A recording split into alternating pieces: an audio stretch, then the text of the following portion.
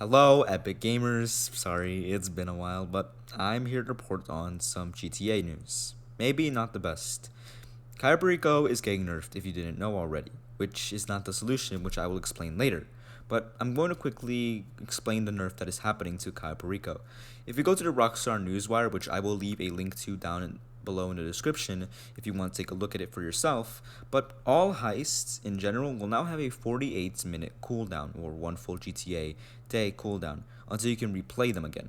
But if you want to do the Cayo Perico heist solo, which is the best way and the most common way, you will now have to wait triple that amount, or 144 minutes, according to my amazing calculations, which any gamer will let you know that is way too much time. I mean, I can't really blame Rockstar. They just want us to get, some bitches or to touch some grass. But, I mean, who needs to go outside? I haven't seen the sun in like 4 weeks, and my mom still loves me, I think.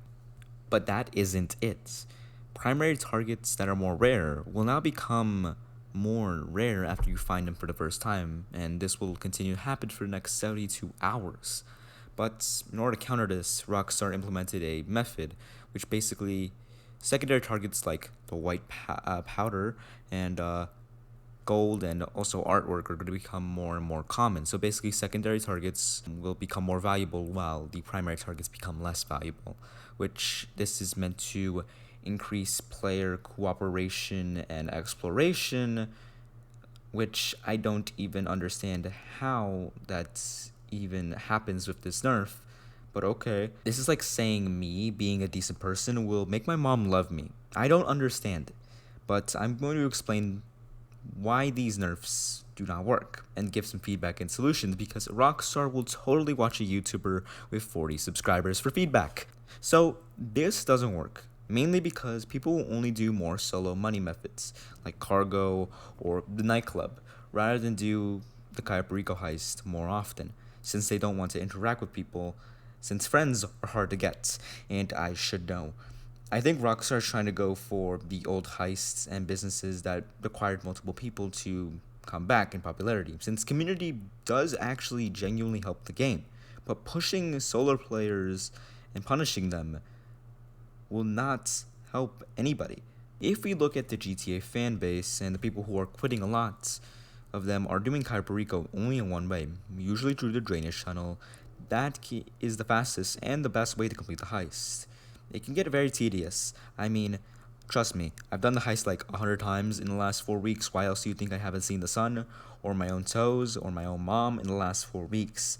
I have been doing this heist.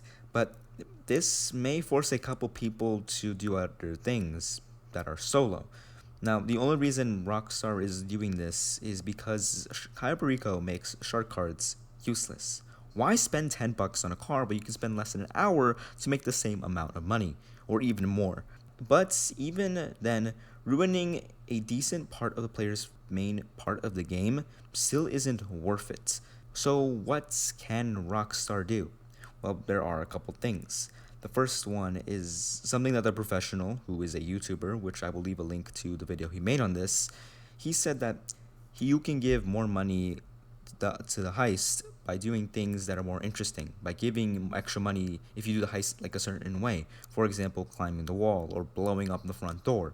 Also, this update does buff older heists, like the Doomsday heists, along with the Pacific Standard heist, will be receiving a 50% bonus from now on, as well as the Fleesa, Prison Break, Humane Labs, and Series A will now be getting a 75% increase in payout. Businesses will also be getting buffed. Like I said, you can check all the information on the Newswire, but I think they should buff them a little bit more, maybe even 2 times, rather than something like 50 or 75%, since they require multiple people. Since they require so many people, maybe even a bit more, meaning nerfing Cayo isn't going to help this.